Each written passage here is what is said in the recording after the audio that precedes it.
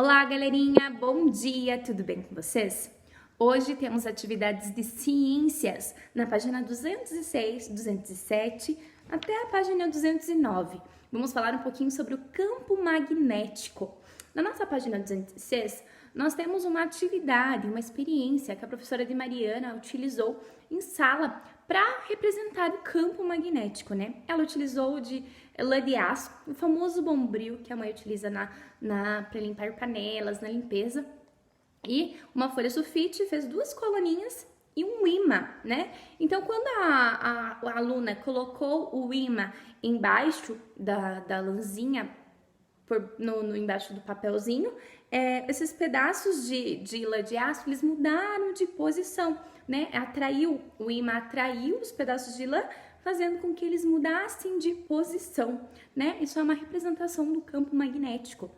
Hoje, se vocês tiverem a oportunidade de fazer essa experiência na casa de vocês, façam, é bem legal e vocês vão ter um pouquinho desse entendimento sobre o campo magnético ali, tá? Então, vocês podem utilizar dois livros, fazer duas coluninhas, colocar uma folhinha de papel sulfite ou outra que vocês têm em casa, corta os pedacinhos de lã, ou desfia mesmo os de lã de aço, do bombril, coloca ali, utiliza um imã, e faz com que se movimente ali para vocês verem como que funciona essa atividade aí, essa experiência do campo magnético, tá? É bem legal. Registrem se vocês fizerem e encaminhem a foto para a prof, tá?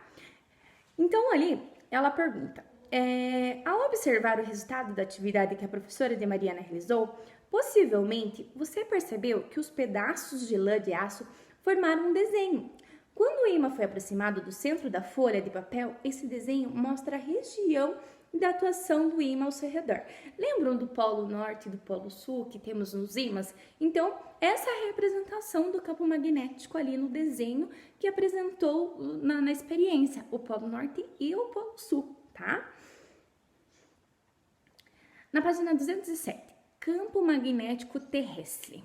Entre os séculos XV e XVII, épocas das grandes navegações, alguns países da Europa desenvolveram e aperfeiçoaram técnicas de navegação que possibilitaram viagens cada vez mais longas.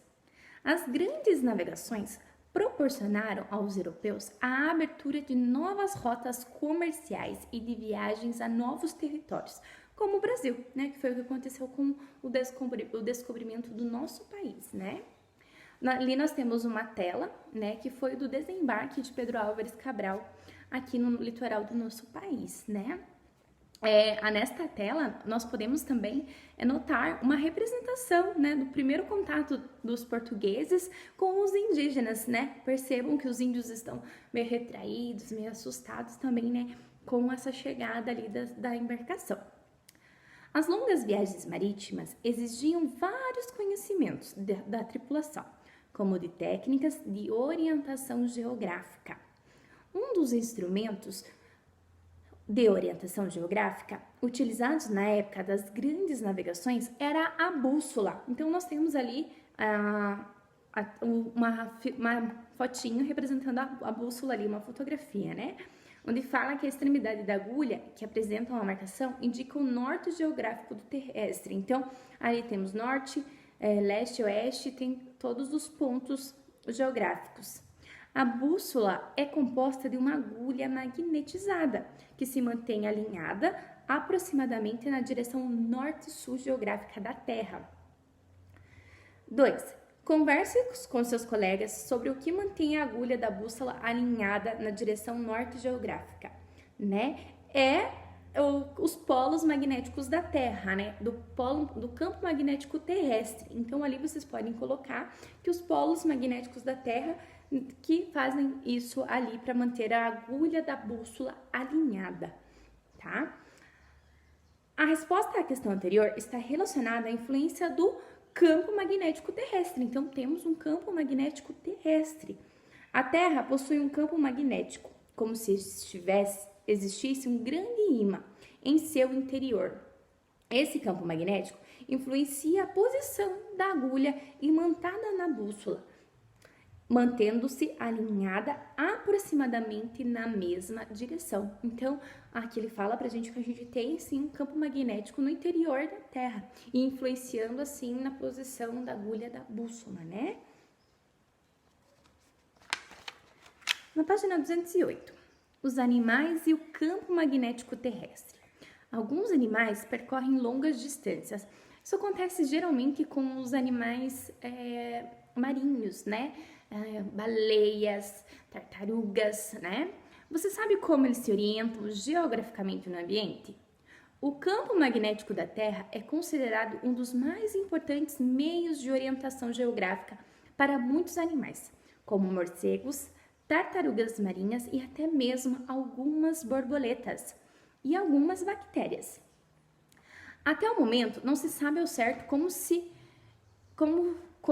esse mecanismo funciona. No entanto, sabe-se que esses animais possuem pequenos cristais de magnetita no corpo, que funcionam como uma bússola. Assim como a Terra no campo magnético terrestre, os animaizinhos também têm a magnetita, que são cristais que estão presentes no seu corpo, que funcionam como uma bússola, né? Quando ele se refere ali às borboletas, né, são principalmente aquelas espécies mais migratórias, né, que vão percorrer longas distâncias durante a sua vida, né? Já as bactérias que possuem esse tipo de orientação são chamadas de magnetóticas, tá? As tartarugas marinhas, por exemplo, fazem ninhos nas areias das praias, onde botam seus ovos.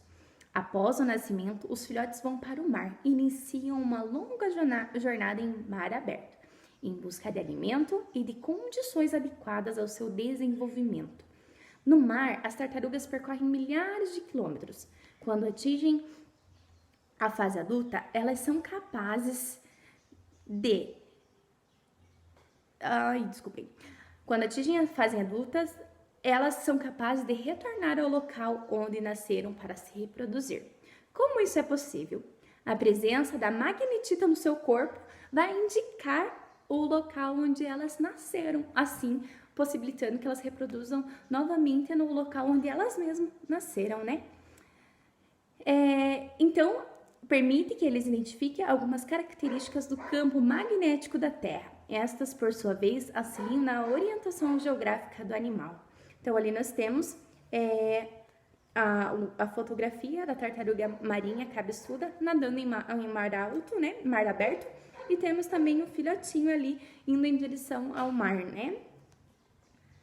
O campo magnético terrestre possui algumas características, né? Como a inclinação, a intensidade, que variam ao longo da superfície terrestre. Cada local na superfície da Terra apresenta uma assinatura magnética diferente, que pode ser indicada por alguns animais, como as tartarugas marinhas, que fazem esse esqueminha, né? De nascerem em tal local e se deslocarem ao mar e voltar para o local onde elas nasceram para botar os seus ovos novamente. Na página 209 temos atividades, tá? Então, leiam as atividades, né? E realizem ali a interpretação para releiam se tiverem dúvida nas respostas, tá?